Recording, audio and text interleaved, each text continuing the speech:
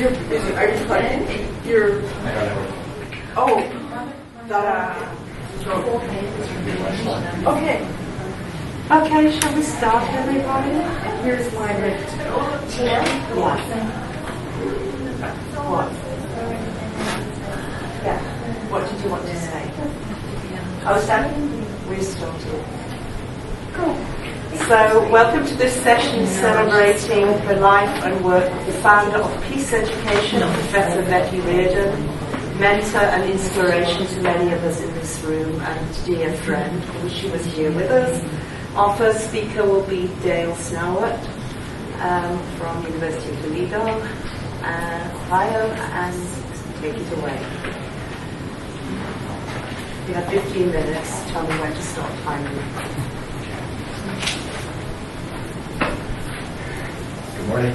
Morning. I met Betty in the fall of 1990 at Colgate University.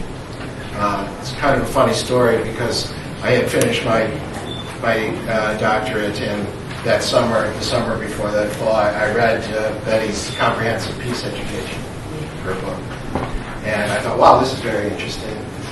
I should really follow this up, and it would be lovely to meet Betty one day. So I arrived at Colgate, and I go to a faculty meeting, and there's an elegant woman sitting in the meeting, and the chair of the department says, Dale, I'd like you to meet Betty Reardon. And we became friends and colleagues over these years. And last fall, Betty asked, Hans Gunther Roth approached Betty to do a collection of her work for the Springer series on pioneers in peace studies. And Betty asked me to be the editor of those books. It turned out to be two books, one on peace education, her work on peace education, and the other on gender and gender and peace. This session is a celebration of those works and of her career, a 50-year-long career. Her first publication was in 1967 in the Teachers College Record. So what I'd like to do is just briefly outline her main ideas over the years. It's kind of an impossible task in a way, and necessarily incomplete. But I'd like to highlight some of her main ideas and the logical connection between those ideas. So first off, and there are four basic areas: her ethical framework, her conception of violence, her call for various pathways of transformation to transform violence, and then the grounding of it all in her ideas of peace education. So to begin, running throughout Betty's work is an ethical framework based upon two core principles. One of them is universal human dignity, the idea that every human being has an inherent intrinsic worth and value, and that value is equal across humanity. And it's a moral claim, it's a normative claim. Based upon universal human dignity, there is the second ethical pillar in her work, the idea of universal moral inclusion, that the moral community and standing encompasses all of humanity, and that every human being has standing in that community. And in making these two assertions, she is a part of the cosmopolitan tradition, I have argued. And the cosmopolitan tradition is based upon the ethical imperative that we transcend the long-standing human patterns of violence, dehumanization, exploitation, objectification of persons in favor of a recognition of their humanity. Now, based upon these ethical assertions, Reardon proceeds to define violence in terms of dehumanization. Violence is that which dehumanizes, that tears and erodes human dignity. And so being, it is the core problematic of peace and peace education. All forms of coercive political, economic, social, cultural interference with our human completion dehumanizes and oppresses, and therefore is unjust from this perspective. And thus, violence is an urgent matter of justice. In turn, Betty identifies a number of social structures and modes of thought that violate human dignity. They constitute what Galtung has referred to, which you all know by heart, direct structural and cultural violence. And these structures of violence they constitute systems of control, domination, and oppression, including ways of thinking and believing that justify and normalize these structures. And fundamentally, in Reardon's view, patriarchy, in symbiotic relation with militarism, constitute the basic structure of a violent society, a violent and unjust society.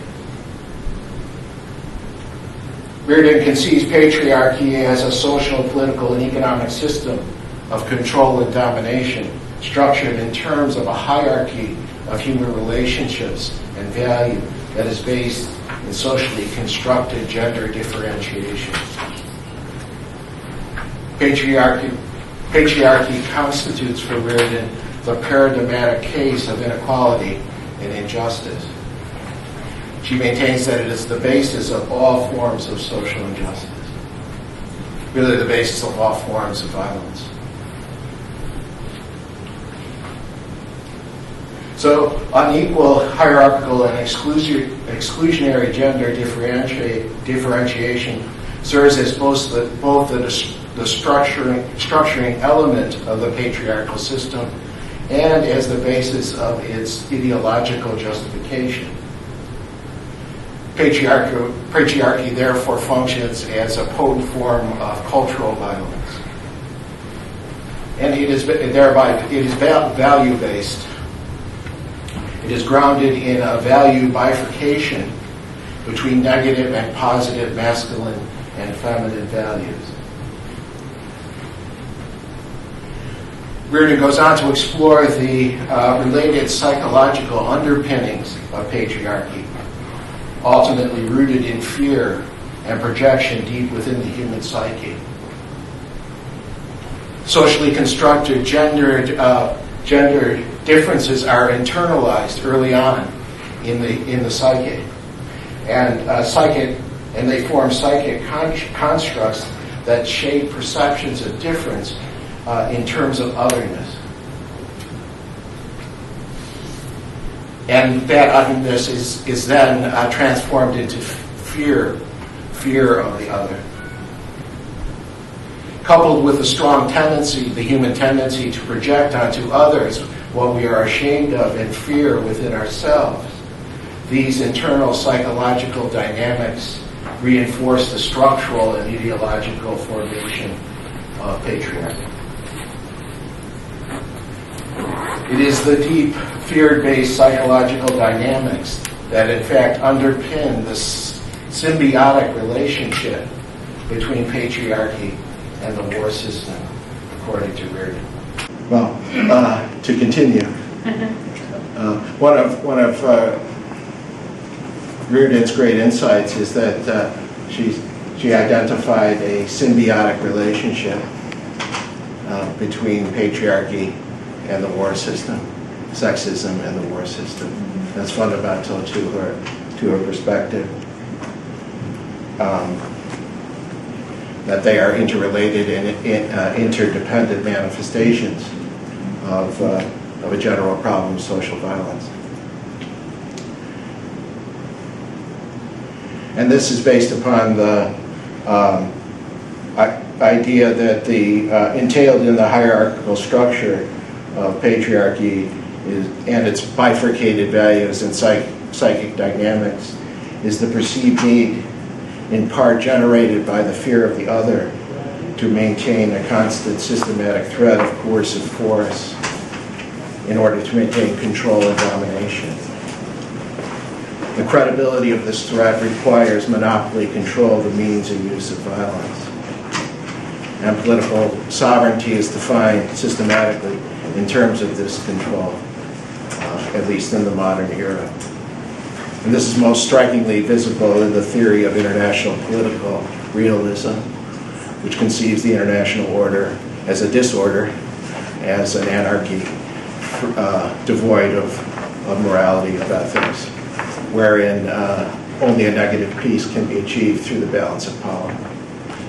And Reardon perceives realism as a paradigm of patriarchal thought about international relations. Thirdly, based upon this analysis, she calls for a shift in paradigms, a shift from a paradigm of war toward a paradigm of peace, which would entail the fundamental transformation of the patriarchal war system, which would entail a shift in human consciousness. And this also entails a value shift.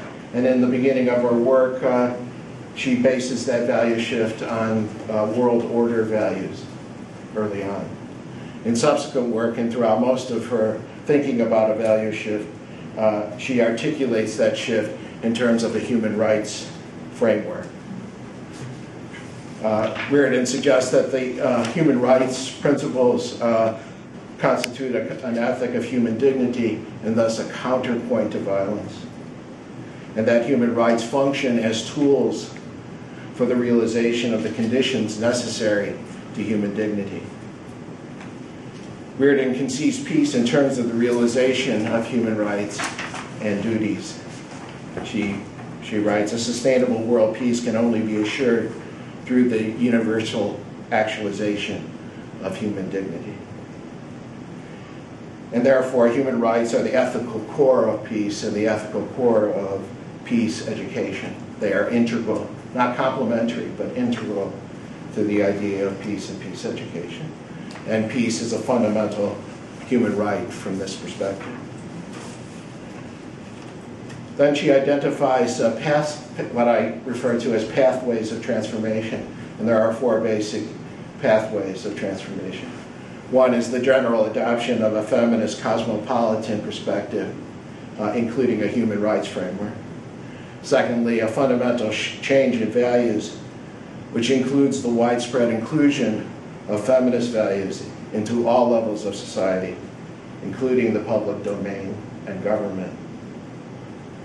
Thirdly, a shift in the conception, she calls for a shift in the conception of security from national state-based security to human security.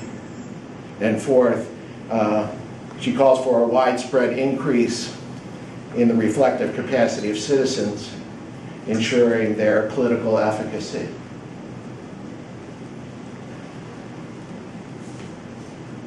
So she asserts the ethical value of equal human value of all persons, male and female, and acknowledges that the patriarchal militaristic society is founded upon gender and other forms of inequality. Included in her feminist perspective is holism, the general worldview that, and understanding that life is interrelated and interdependent. Life understood as an interdependent web of relationships, which demand respect and care for the inherent dignity of life. This is a perspective of deep equality. Secondly, transforming patriarchy and the war system necessarily involves a profound shift in values, a widespread inclusion of positive feminine values. Third, one of Reardon's most important achievements is her contribution to the conception of the idea of human security. And human security pertains to well-being, the fostering, protection of well-being, and the elimination of all threats to human well-being. To protect life and enhance its quality is the nature of human security. A protection of the overall quality of life is real security. And that presents an alternative conception to military state security. Fourth, the internal psychological dynamics of fear and projection underlying patriarchy. She calls for a widespread increase in the reflective capacity and self-awareness of citizens. That we address and transcend the war within. That we integrate and heal our own internal traumas and fears and become self-aware in ways that check our strong tendency to project our trauma and fear onto others. These four pathways of transformation require pedagogical processes of learning and development that promote the understanding and embodiment of human dignity. And she articulates three modes of reflective inquiry, which become pedagogical approaches in her idea of peace education. And those three reflective modes of inquiry are critical reflection, which is deeply influenced by Paulo Freire's idea of critical consciousness, the critique of power, the discernment of power, the critique of social institutions, etc.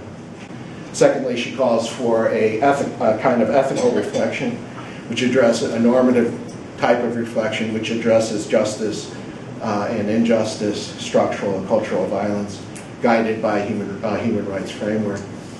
And then a third form of inquiry, which he refers to as contemplative reflection, is a process of self-examination of our internal moral motivation and internal psychological dynamics, as well as the fostering of imagination and the construction of meaning. These modes of reflection are the vehicles used to traverse the transformational pathways identified. And then this whole framework then informs her ideas of peace education, very insightfully, she has always maintained that peace requires and is constituted by learning. That without learning, there cannot be peace or justice. And learning is reflective and dialogical, and thus transformative. And thus her approach to education is transformational. Its aim is to reject all forms of violence. Its goal is to shift to a paradigm of peace, including the development of the human capacities and ways of thought necessary to sustain it. And this transformation approach employs a pedagogy of reflective inquiry that elicits learning. This is all with the aim of the development of the political efficacy of future citizens, to foster in them the capacity to engage in transformative political action. In summary, Reardon's transformational pedagogy addresses the core problematic of how to promote authentic planetary consciousness in the movement from oppression to empowerment. She argues that this pedagogy and its reflective dialogical inquiry must be critical, ethical, and contemplative, which will cultivate the human capacities necessary for the political empowerment and advocacy of citizens. She has significantly enriched our understanding of the debilitating effects of patriarchy on all human beings, men and women alike.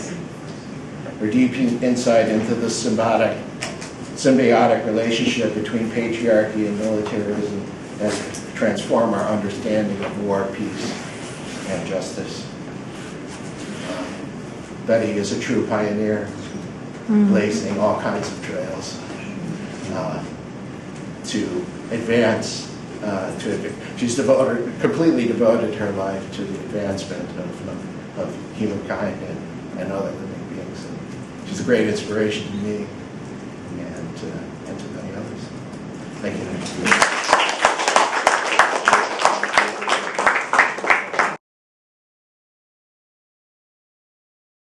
For 20 years as first a student and a colleague and a friend, and that relationship has brought many of us together. And today is a very special occasion. She's very honored to, she wants you to know that she's sorry she can't be here. She's very honored to have a series of her books coming out, and especially to have these sessions in IPRA where gender and peace education, she feels, it's been an uphill battle to get them included, and so it's a very important day in her life, and she's very grateful for this. Okay, would you like the notes? It may help you to. Yes, full screen. Full screen, please. Okay. So shall we start the class? Yes. This is your 10 minutes, Jennifer. So as you can see, her work is continually worked on a kind of process of engagement and participation, including a little vote on which slides you wish to heard. So I'm going to give somewhat more of a pictorial illustration of some of what Dale said, which was very comprehensive. And we can go to the next slide. So what is Betty Reardon's peace pedagogy? I'm calling it Cycles of Engagement and Reflection. This session is honoring the publications, the 2-volume work, thanks to Hans Gunther, which we are also grateful for this, really very grateful. And typically, for me, Betty is, among many other things, an incredible writer. Let's go to the next slide.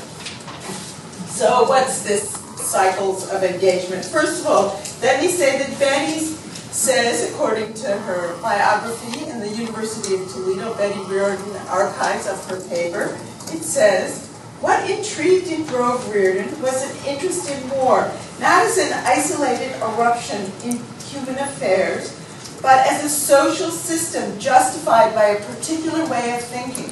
She had a hunch, an intuition, that not only the structures of society, but the structures of consciousness as well could and should be transformed through comprehensive education for and about peace. So already she's relating in this statement the systems of our thought, our reflection, our ways of thinking, our cultural ways of understanding with the concrete manifestations of violence in the world that have been systematized and legitimized and legalized. More next slide, please.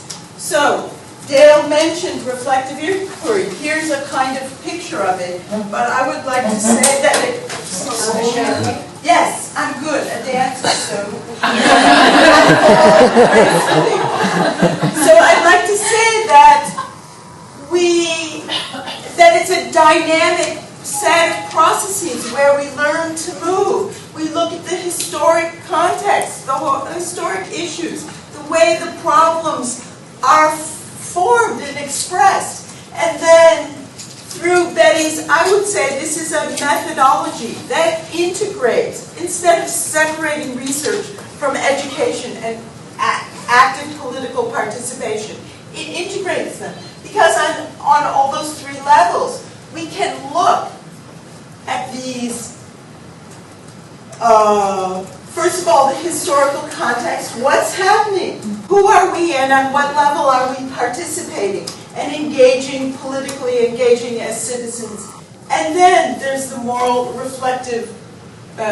ethical reflective inquiry that Dale mentioned, the critical analytic, looking at power relations, looking at the ethical dimensions, looking at the power relations and violence in light of the foundation of our ethical moral orientation.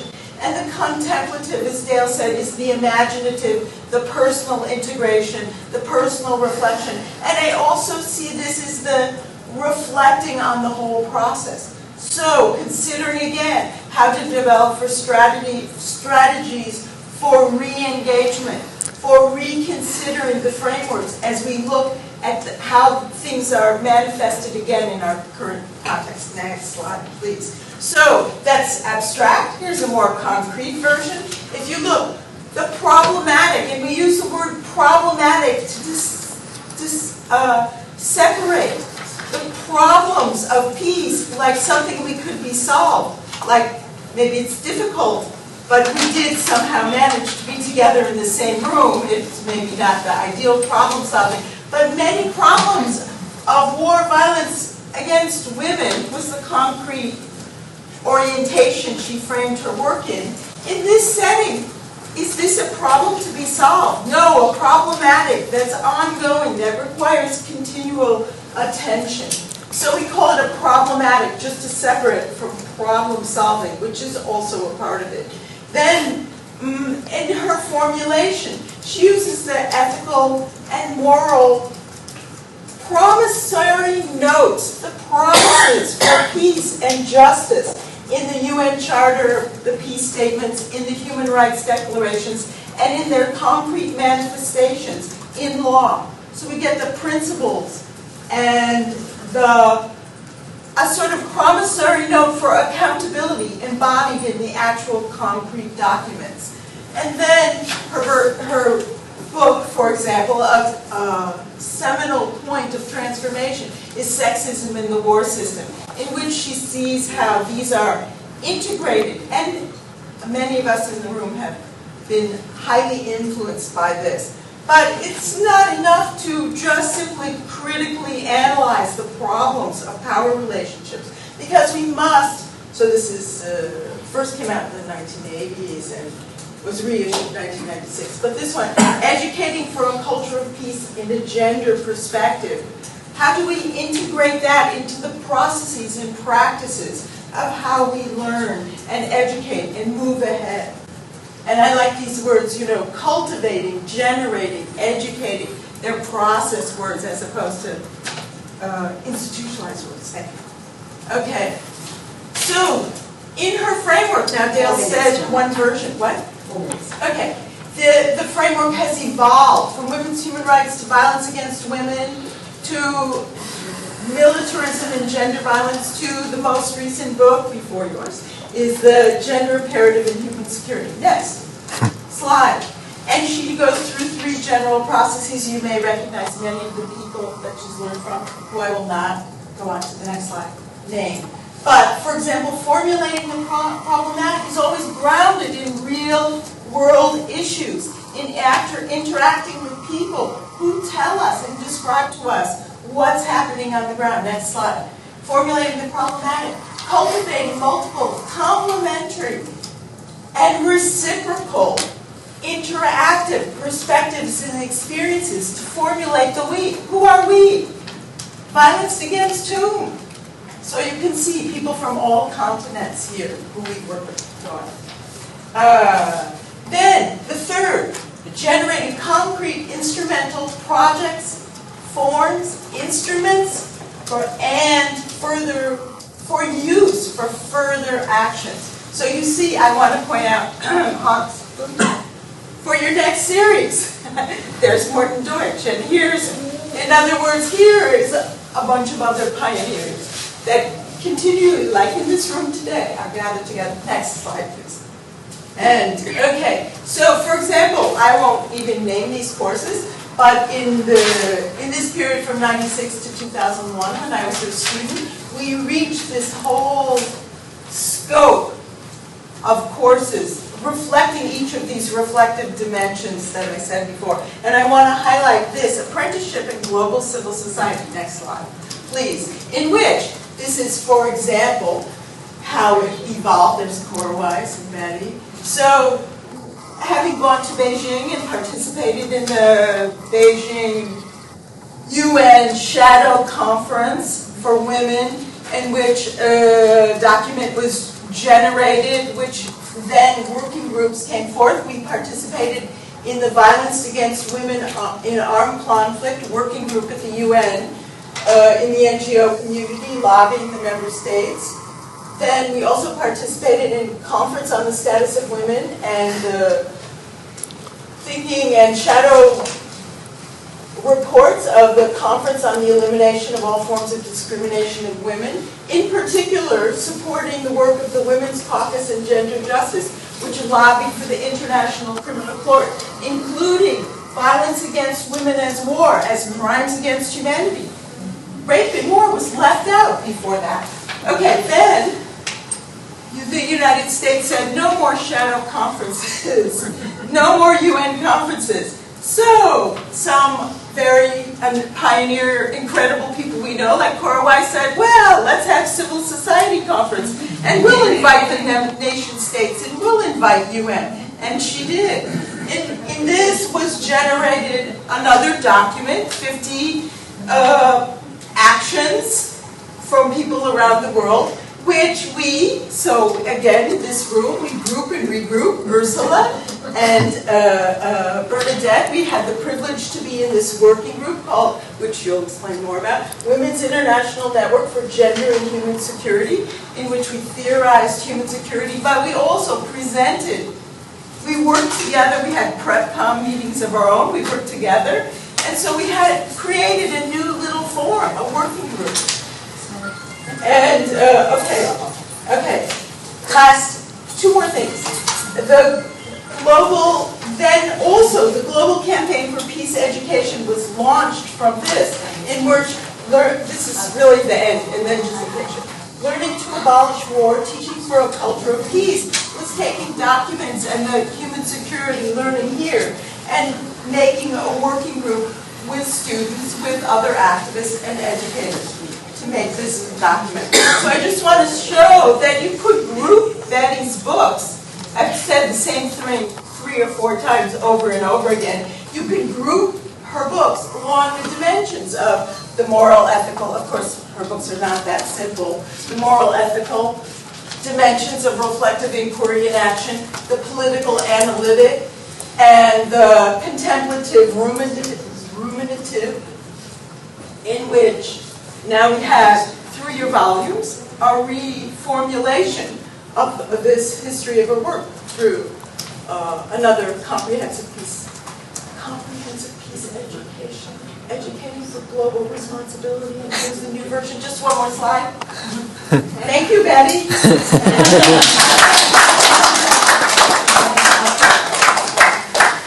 Okay. Thank you very much. You know, I'm so happy to speak about Betty. I had the privilege to know her probably in 1972, the first time we were together, when we were speaking in Latin America about all these dependency theories. And it was Betty who first time said, you know, you are missing something if you speak about periphery and center, and the center of the center and the center of the periphery, and the periphery of the center and the periphery of the periphery. You are missing the generation. I said, no, Betty. You know, the structural relationship on Earth are so crucial. And slowly, we got in touch with the next piece. So, the first thing I was impressed by Betty, when she was 10 years old, and the Second World War broke up, she told, war is a stupidity. 10 years old girl. So, obviously, she took this up as a professional teacher. She was deeply involved in the Peace Education Commission, so we were working together. She was working together with me in environmental issues, and obviously, very soon she convinced me to get fully involved in gender issues. So, we have worked also for a culture of peace, with a gender perspective, the freedom of religion and beliefs. How could we, East and West, North and South, in all these different cultures, things together? We were exploring different guerrilla movements. How could we overcome the violence? We were both very shocked when we could negotiate the Salvadorian conflict, and then the guerrilla leader killed Diana, one of the key women in the Salvador, because they were threatened about the political struggle, because she was much more brilliant than men beside, and so they killed her. So then, obviously, I got more and more convinced that women must play an active role in peace building. But also, we must find an authentic globalism, where not only these economic relations were dominating, but really parts. So for me, Betty had a wide approach to peace, security, war, and feminism. And I think to link up all these things together was crucial for me. So she was a teacher, an activist, a creative researcher, an innovative actor, a critical consultant, an organizer or participant of international meetings, workshops, conferences. I was invited by her in the beginning of the 70s to create the roster of professional women, where she wanted to have North American and Latin American women together to work and to have, at least to say, look, here are brilliant women's world, at least in our continent, there, and please take them into considerations. Her publications were on arms, disarmament, mankind, obstacle to disarmament, militarism, sexism, nuclear weapon, gender, obviously feminist perspective on world constitutional order, abolish war, feminist and authentic globalism, sustainable peace, women and human security, women, peace and development, and the book which most inspired me was really Sexism and the War System, because I had the chance to see chapters. So we were working on these chapters and we had a very dynamic interaction. So it was without any doubt the book which probably myself brought me into an enormous creative path. So we were speaking about gender identity, about militarism, about arms and war. And Betty understood that gender identity refers to a process of consciousness raising to be a human being. A man or a woman, a gendered being. This was very crucial, depending on the position of the social structure. So she insisted that gender security is normally taken for granted, and that the social relations are linked to the status as gender. And therefore we have a lot of type of different gender relations. There are also relationships of indigenous, of Venezuelan people, of children, of elderly, of expelled, of unemployed, and all this kind of relationship must be analyzed in order to understand this globalism. And we also worked and we agreed that the distribution of power requires to use thousands of years generic forms. And she just stimulated me now to work about the last 8,000 years of all the social systems, cultural links and so on. I need a big screen for the next work I'm doing on this kind of issue. So we had always a very creative relationship together. But always, we also saw that men had a hierarchical, vertical power of domination and superiority. And this means that women, we get excluded by different social, political, ideological and cultural reasons. So, Betty was also a convinced peace feminist, and she was a political feminist. And I want really to insist that we did a lot of policy worldwide, because we are convinced that we must do it. So I don't have to speak about negative peace, but I like her authentic peace. And I like the ethical imperatives of peace which were crucial for this time. So Betty understood that structural violence and violence against women are crucial issues for peace education, and we must train it from kindergarten now to all over the land. Because we still have deeply assimilated by social representations this system of caring about others. It's beautiful to have it as women, but it's also necessary to criticize it in order to use it positively, in a way, not just to get dominated by it. So this was part of it. She was also a very important international feminist. So her activities not only at the Teachers College, but also her international networks. And beside what I have spoken before, I think one of the most important is the FIDEM. So the Democratic World Movement of Feminism. And obviously we must speak about the International Institute on Peace. Thanks to all her international process, she got the UNESCO Prize for Peace Education, and last year she was nominated for the Nobel Prize of Peace, and I think she is really one of these great women who get this process. So, Betty, she is a ecofeminist pioneer. In this, we worked very hand in hand together. She is a pioneer of global cooperation. She is a struggler for a healthy planet, a healthy society, which is oriented not only to the present, but to the future, and which is the heart worth to hope for. Thank you very much.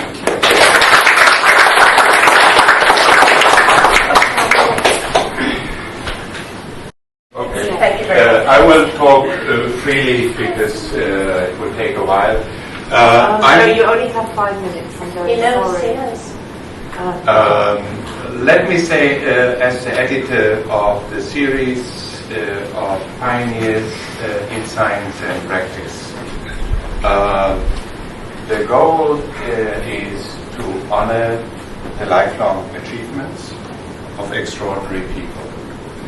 And so in that series that was started about less than 2 years ago, we have various peace researchers that were innovative in different areas.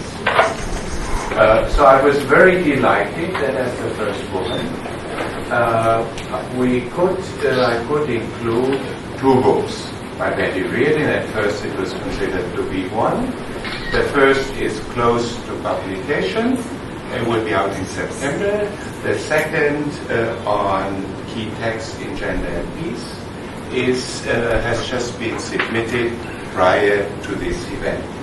I must say it was for me a very great personal pleasure to work with Betty on these 2 volumes, and also with Dale and Tony Jenkins. So we were a very close team in a daily communication. In the slides I have offered for the people here, we have, besides the books, we have prepared a website. It's on afes-press-books.de, or you search for the book title and you will find it. There we have documented all major book covers of Betty's books, and we will also add links to videos. Now this is the same structure for the other, so far 28 books in this series in the 22 months. So among other peace researchers are Arthur H. Wesley, who was key on Agent Orange releasing this. It was Johan Galtung.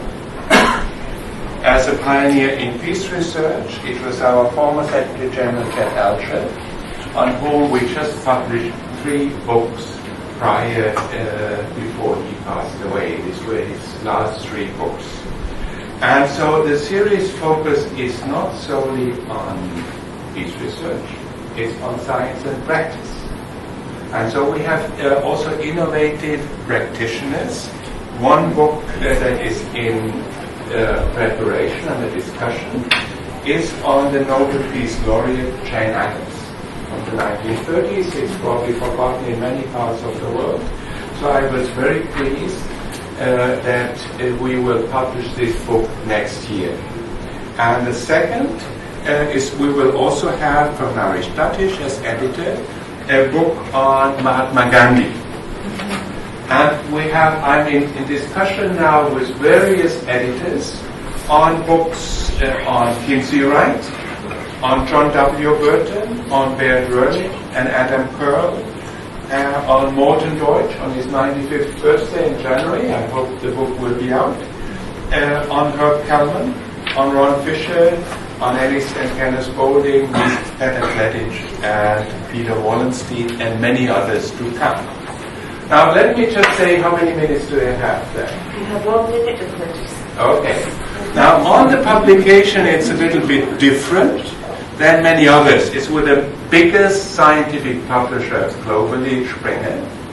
And the books will be available in print, as printed books, as e-books, and all chapters are available individually.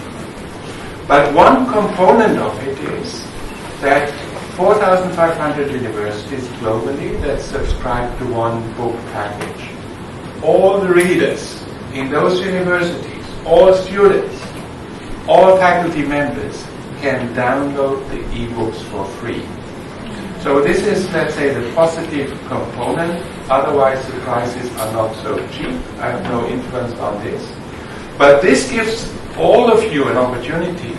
If you're in one of those 4,500 universities, 1/3 is in the Asia Pacific, to put them on the reading list, and your students can read these books for free. This is one series. I have a half a minute left. You have 20 seconds. Okay, then I have two other series. One is on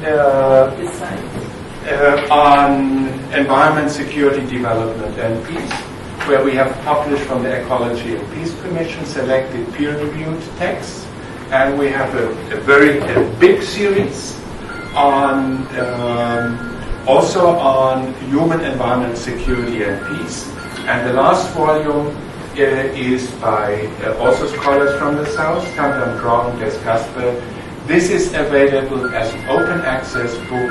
Everybody around the globe can download the whole book with 22 chapters for free. That's it. Thank you so much.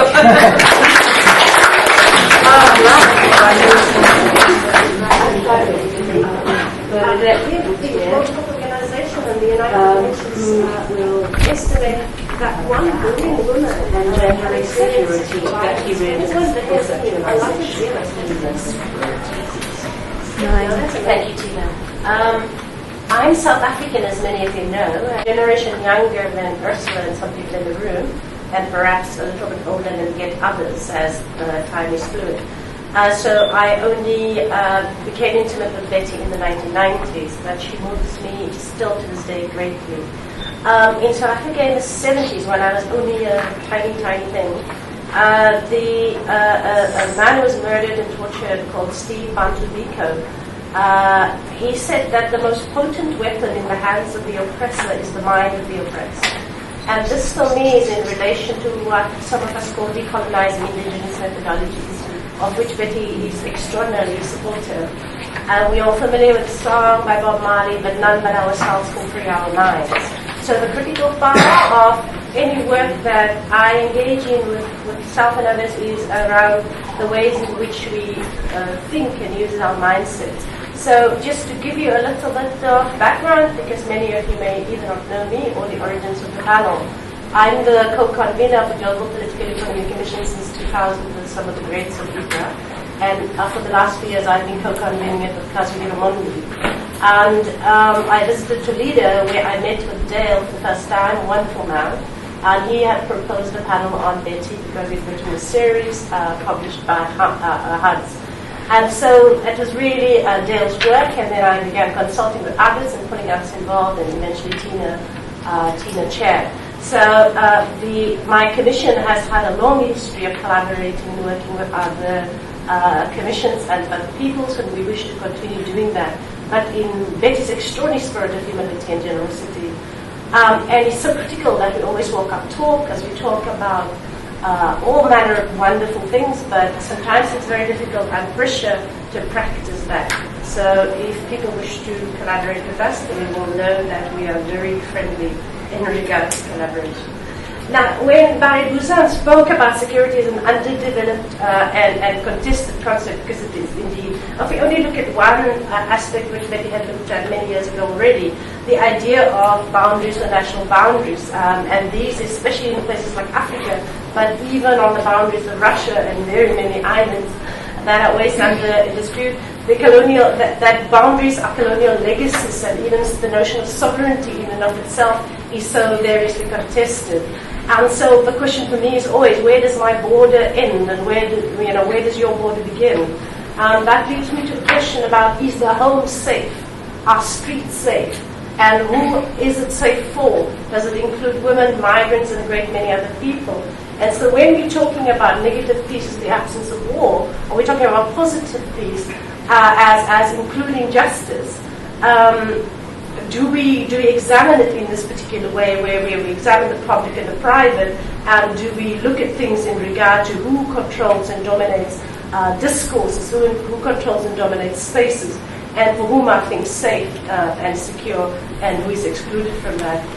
So when Betty talks about the international security system, and she says she used to say there are three major problems: that it's dominantly masculine and that it's perceived from this masculine viewpoint rather than generically human. And for me, when one does that, is one excludes at least more than half of any world's population, which are women. And she says that the dominant discourse only addresses one of four fundamental sources of human well-being. And then she speaks about the need to look at environmental security. Ursula Oswald has spent her life with Betty and others working on these very matters.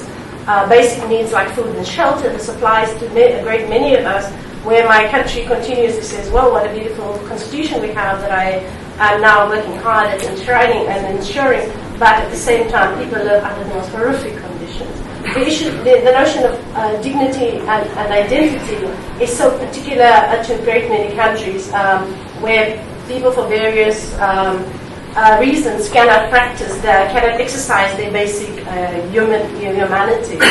And the idea that we need to be protected from all forms of harm and violence, that these are, as Galpin might have said, direct, structural, indirect, direct or structural or cultural and cultural violence.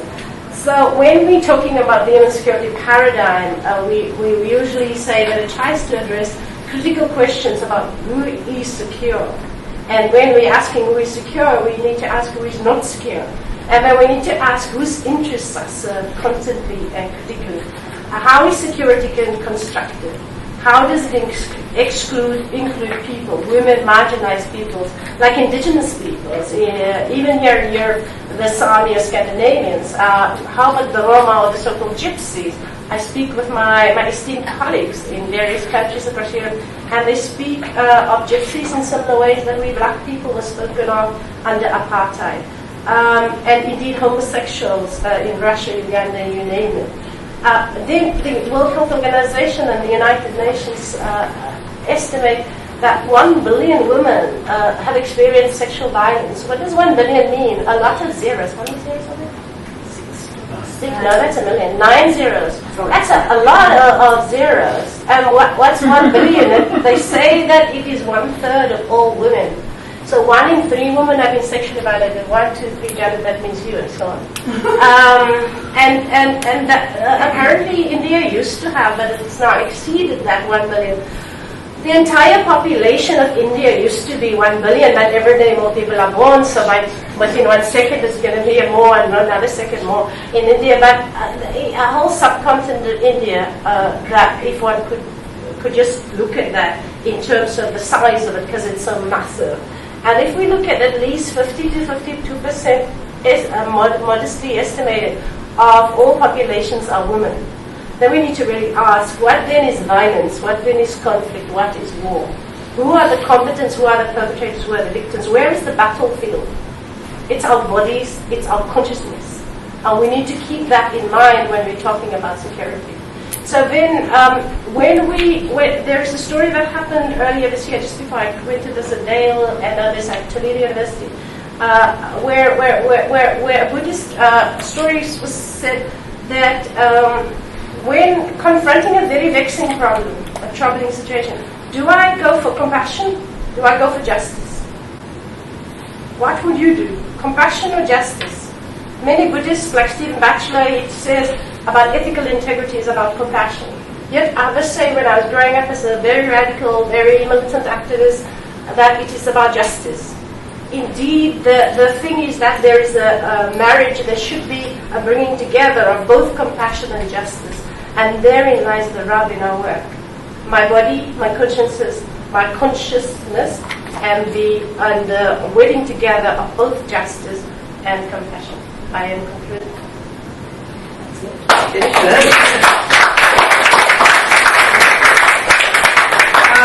That means we have 15 minutes left for questions and discussion. So I propose, if that's okay with you, I'll ask the audience to ask the questions, direct the questions to the different presenters. Please introduce yourself first, of course. I'll allow 5 minutes for the asking of questions and then 10 minutes for the answering of them, if we get that far. Okay? So if you guys would like to ask something to Ursula, Bernadette, Dale, Janet.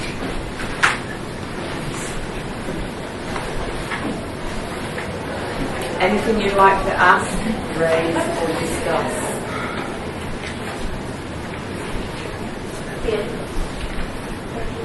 Heather, go ahead. Since no one else is going to talk, I'll say something. Heather's a lot Never. I just wanted to make a comment as a student and a person who attended IIP, and I don't know Betty at all in the way that so many in this room do, how much I appreciate her integrity and how much she practices on a daily basis what she preaches. And sometimes we miss that in this world, and she's been someone that I hold on to as an example of what we could be, and I just wanted to recognize that. Anybody else have something to offer, comment, or ask? Please don't be shy.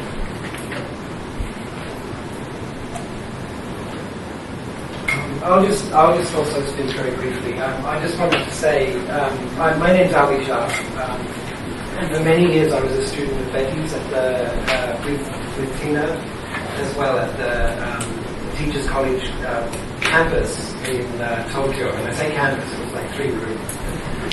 We're very fortunate to have great teachers like Betty and also Janet and Tony come out from Teachers College in New York to share with us the ways of peace education. And I don't want to say too much, but it fundamentally changed not just my teaching practice, but my whole experience and the way of looking at the world. And I can't even begin to describe the changes that occurred in that community of peace educators that has now emerged in Japan as a result of the work that Betty has done.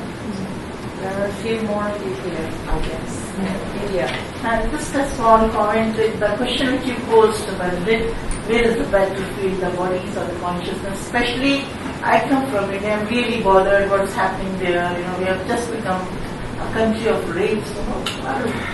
It really worries me. What's wrong with the Indian man? So I really want to ask if she can answer where is the battlefield? Is the consciousness or the body?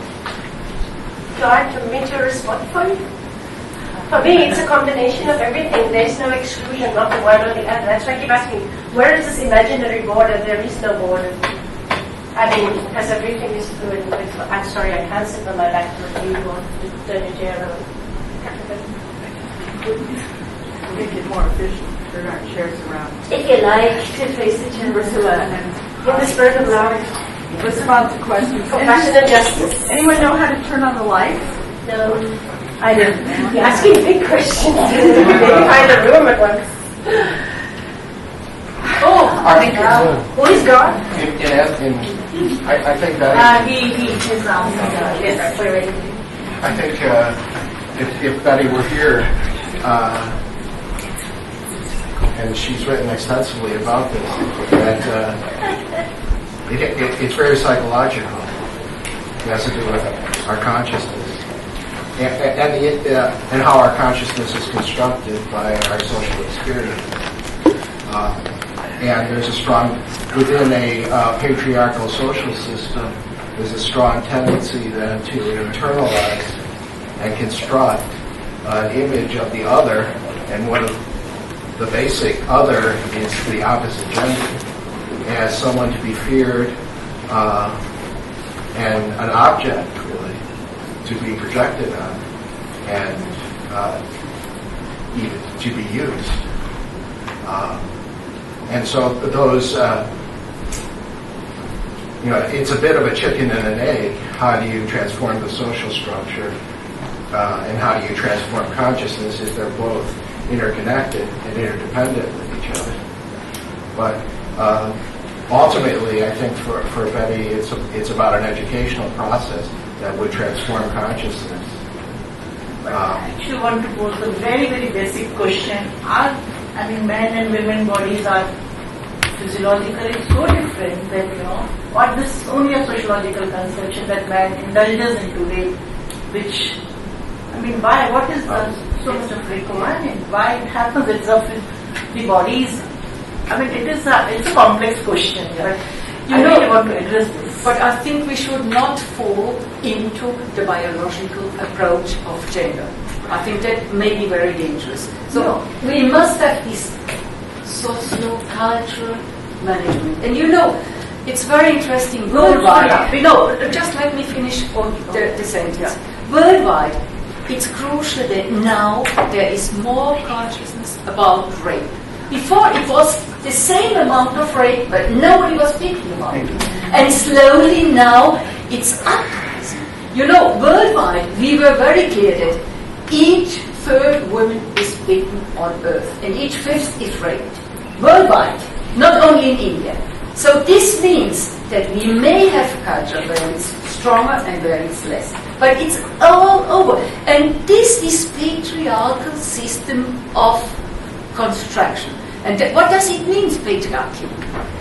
Violence, hierarchy, exclusion, domination, and discrimination.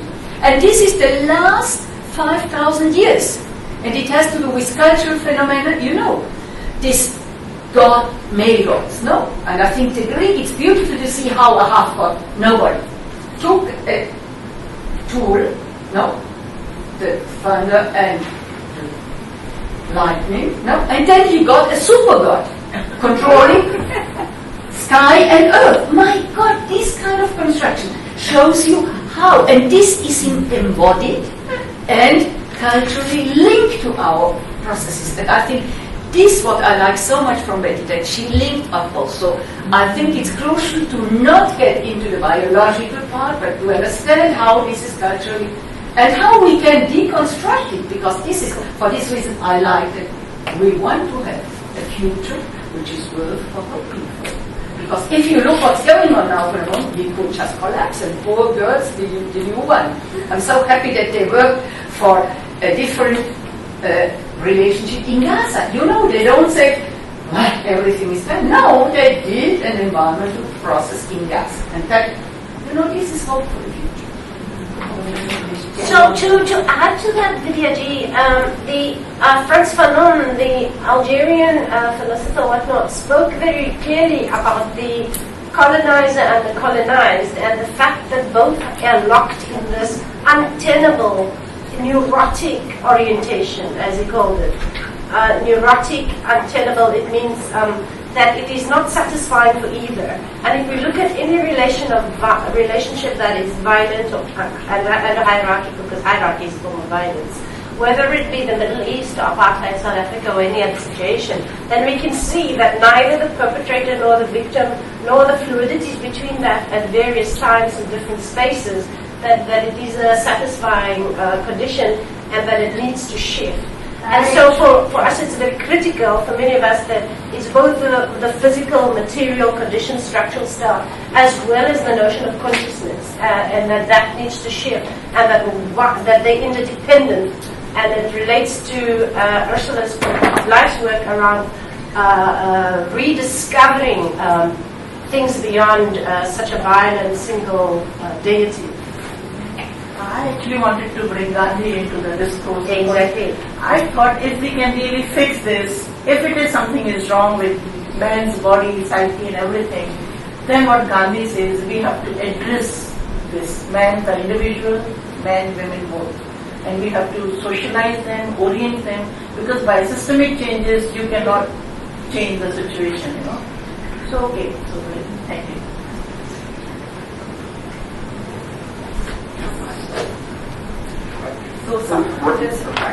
Rape, Yes, I think because, rape is essentially an act of domination. Sure. Yeah. And and that's how it should be viewed. It's not, you know, there's a Not sexual isolation, component to it, yes, but not in segregation. it's not inherently sexual. It's more about domination, and that's connected to a social system that is a system of domination, a system of control, and that's expressed. But all kind of man in Vidyaji, the nice gentleman's hand is up. Okay, we'll carry on this. I am very new. My first time to listen to story about Betty Beardon. But the point that I thought was very interesting was about, not about the conclusion, as we can try to make a conclusion on the problems of men, the problem of women.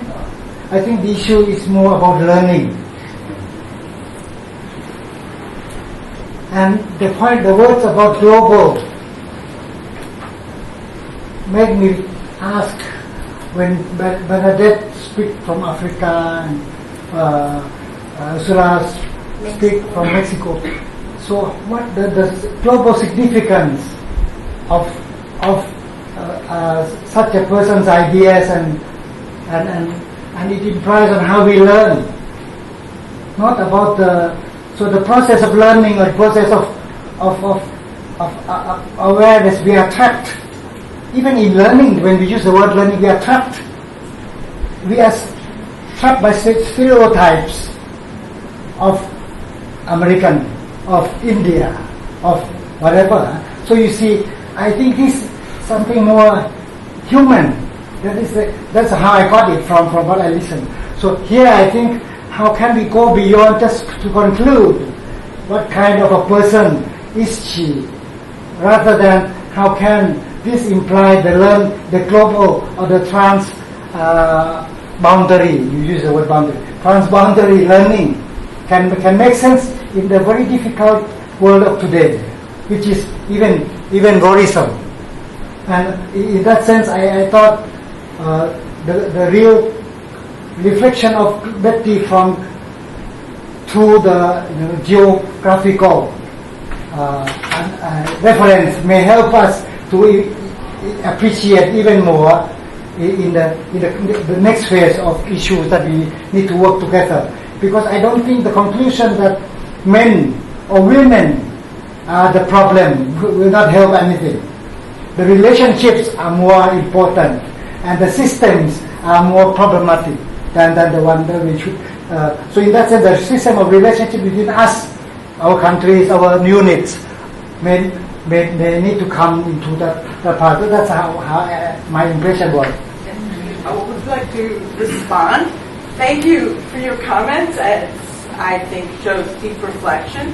And I want to point out that one of the innovative formations of Betty, along with many people here have been involved, was this International Institute of Peace Education, in which she said, to IPRA, people who have the possibility of flying, been paid to fly, can come together to meet each other, can learn from each other. People who can go to the UN can, it's only a certain strata of society, but the learning is really insufficient. We have to go to the grassroots. And IIPE was conceived as a way that people who could fly, like everyone in the room who is privileged enough to make it here, could go to a place in India or Japan or Mexico or Puerto Rico or other places, Hungary, where people can't come.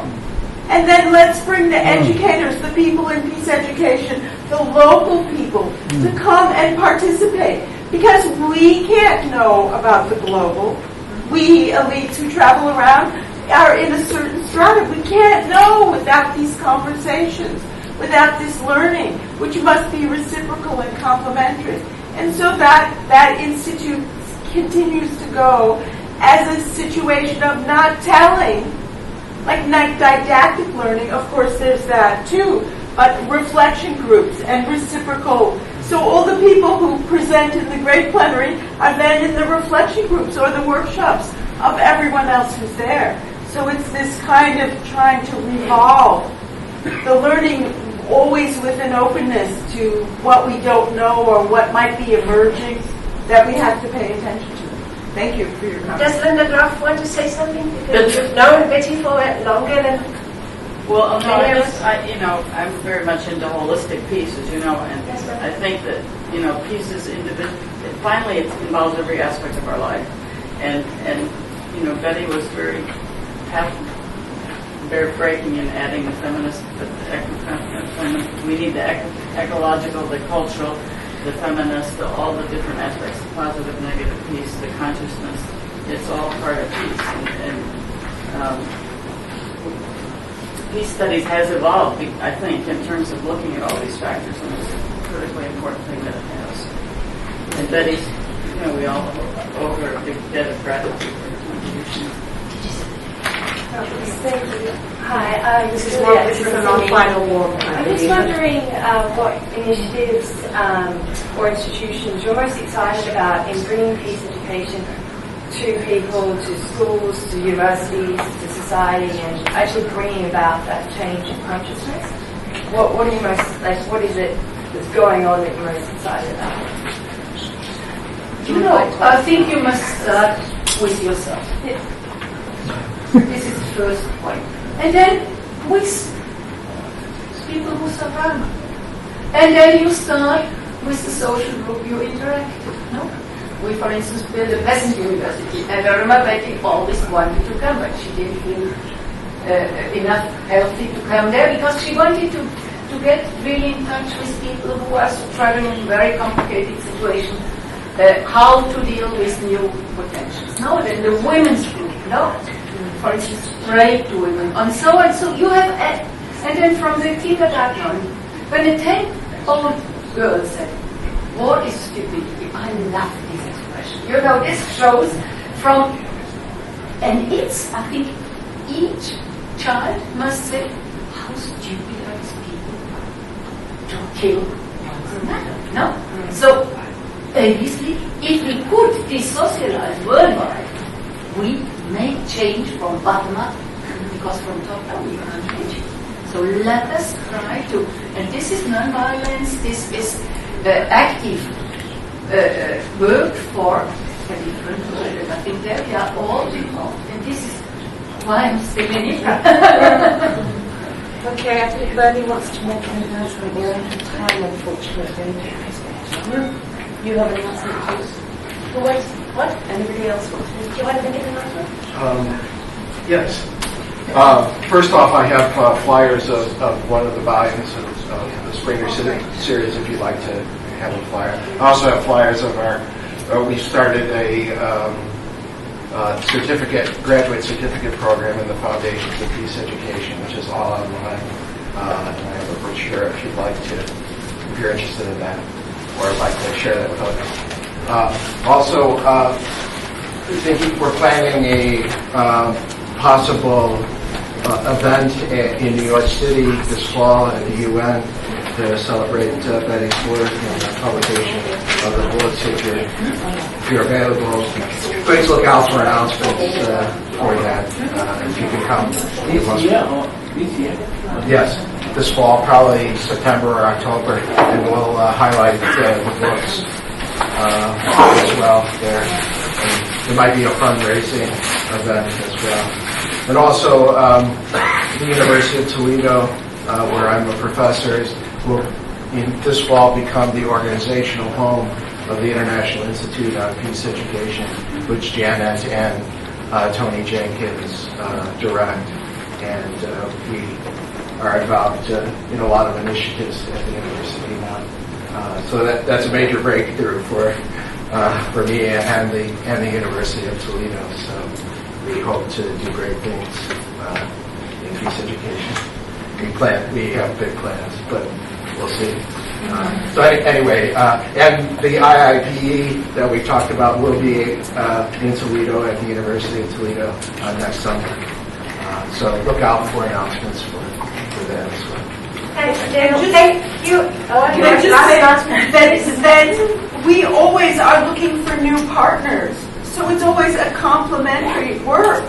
So if you have a university, if you are interested in peace education, then we are looking to building these circles of relationships too. And they are redefining the meaning of polyamorous as in loving many, so collaborate.